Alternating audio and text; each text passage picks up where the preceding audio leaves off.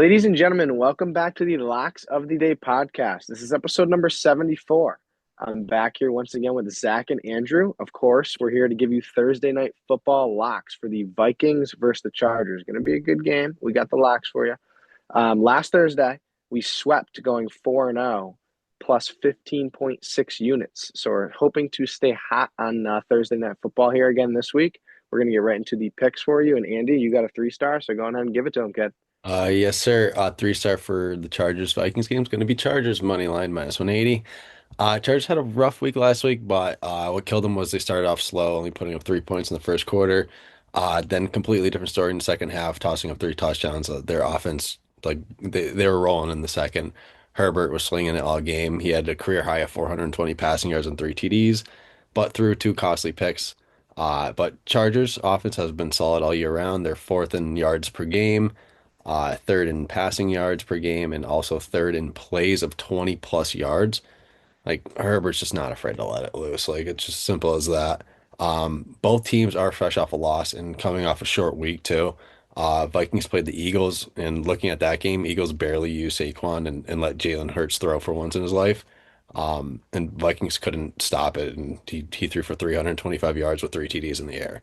And if Hurts can do it, Herbert can do it. Like he will do it. Vikings honestly haven't really played a team with a stud QB either. That mainly throws because if you look at the Vikings defensive stats, they're like against the pass, they're pretty good, but I expect them to be good when the QBs he's faced is Penix, Jake Browning, Aaron Rodgers, solid, but they didn't really throw too much because that game was overseas too. Warren kind of, Kenneth Gainwell tore him up actually, and then like the fourth QB, Dylan Gabriel. It's like your defensive stat should be good when you're facing those four QBs. Like they should be solid. Um, but like I said, Vikings struggle against the run. Bijan tore them up. Judkins had over 100 on them when they played the Browns. Kenneth Gainwell had 102 TDs when they faced, and then when they faced the Eagles, I mean, I guarantee you the Vikings probably schemed up a stop Saquon every time, and Hurts just punished them. Like as simple as that. And Chargers are weak at the running back position, but it's prime time, so anything could happen. Anything's possible. The dude you never heard of before is going to go off. Like that's usually what happens. Um, and it's not like Herbert doesn't have receivers. He's got McConkey, who's always open, Quentin Johnson, deep ball dog, and Mr. Consistent himself. So Keenan Allen. So I love the Chargers here at a minus 180. Lock that in. Boys, what else you got? Love it. And you can add on the new tight end, Oronde Gadsden, or You however you say his name. Absolute beast. Was a wide receiver, converted to a tight end.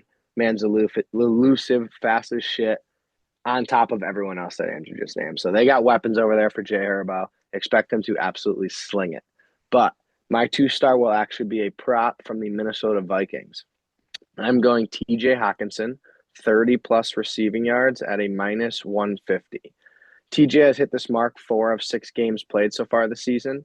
He is 0-2 when JJ McCarthy is throwing the ball. He is 4 for 4 when Carson Wentz is throwing the rock. Carson Wentz is expected to start this game again this week. And Hawkinson is seeing around 6.5 targets a game with Wentz at QB and 5.25 receptions per game with Wentz. And while Wentz is passing in the ball once again, he's averaging 8 yards per catch. Not too bad from the big old tight end. And don't forget, Hawkinson is not a slow tight end either. He's sneakily kind of quick, and he could easily get 20 plus yards on one play. It's not like he's some dude who's only going to get 5, 6, 7, 8 yards per reception.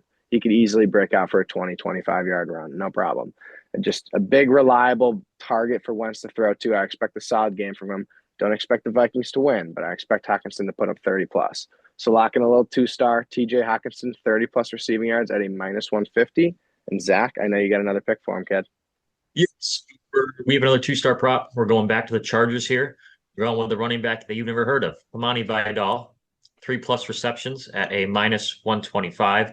I don't really have too much to say with this one. I said that last week, but I will keep this short and sweet. The Vikings defense has been decent against the pass, as Andrew mentioned, but they've played some kind of crappy QBs. Looking at what the Vikings have given up against running backs this season, in one game they gave up 6 receptions. In 4 games they gave up 4 receptions. And in another game, they gave up 3 receptions. In every single game this season, they've given up at least 3 receptions to running backs in every single game. All we're asking for here is 3, and you got some pretty good value to it. It's a minus 125. And with the way the Chargers played last week, depending on how it goes, they're going to be throwing a lot because their run game hasn't been that good. Hassan Haskins has got nothing going. It's going to be Vidal, Vidal, Vidal. He's going to get a Haskins, majority of the. my bad to cut you off. Haskins isn't even playing this game, so that Oh, is even better. so there you go. The So only he's other out. person is Naheem Himes, and like he hasn't even Oh, played in years, really. So yeah. Yeah, I mean, it's pretty much going to be, thank you for adding that, but it's pretty much going to be Vidal who's going to get probably 80% of the touches. So I would expect at some point, maybe a first down or a third down dump offs, they're going to pick up some chunk yards, some chunk plays, and only 3 receptions for the entire game. We're not asking for a lot, maybe 1 reception a quarter, anything like that. And I do like the odds. I feel like the Chargers, like Andrew said, are going to come out and they're going to want to make a statement after getting beat last week. And they need this game now. They started off hot. Now they've lost a couple in a row. They could be 4-4 by the end of the week. So you never know. So they need this game bad. So 2-star, we got Kamani Vidal, 3+ receptions, minus 125. I love it, especially with him really being the lone back. He's going to get pretty much every touch out the backfield. And yes, the Chargers absolutely need this game because the Broncos are looking pretty decent, and the Chiefs are the Chiefs. Yep. So they got to keep it up. You boys got anything else, though? I'm all set. Love it. So thank you guys so much for tuning in to the Locks of the Day podcast. That was episode number 74, and we will see you for this weekend. Good luck. Peace.